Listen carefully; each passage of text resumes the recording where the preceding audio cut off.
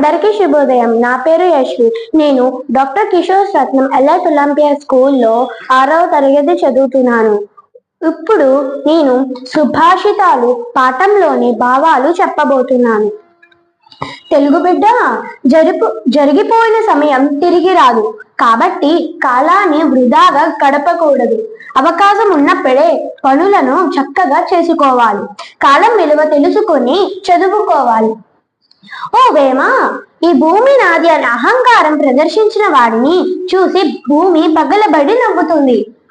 ఈ ధనం నాది అనే మమకారంతో దానం జోలికి పోని వాడిని చూసి ధనం నవ్వుతుంది. యుద్ధం అంటే భయపడి పెరిగి వాడిని చూసి యముడు నవ్వుతాడు.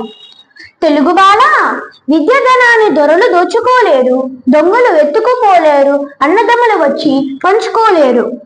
ఈ విద్యాధనమే ప్రపంచ అభివృద్ధికి మూలం.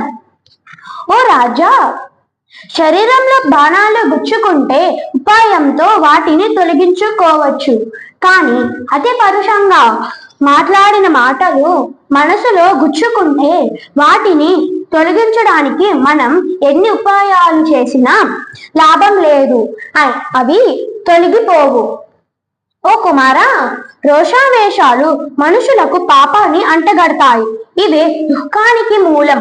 అట్టి గుణాలను విడిచిపెట్టిన వారిని పండితులు సైతం మెచ్చుకుంటారు.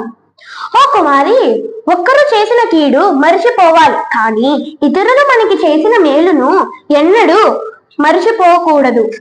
అందరి పట్ల అనురాగంగా మర్యాదతో ప్రవర్తించాలి. ఓ కాళికాంబ, పుస్తకాలు చదివినందువల్ల పూర్ణత్వం లభించదు. మనసులో ఉండే భావాలను చదవాలి. పరిశుభ్రత మనసులను పరమేశ్వరుని వద్దకు చేరుస్తుంది. పుస్తక జ్ఞానం కంటే ఎదుటి వారి హృదయాలను చదవటం ముఖ్యం. మనిషి మనసు, వాకు, కర్మ పరిశుద్ధంగా ఉండాలని భావం. భాస్కర, ధనవంతునికి మనం చేసే మేలు వ్యర్థం. పేదవాడికి మేలు చేసే ప్రయోజనం కలుగుతుంది.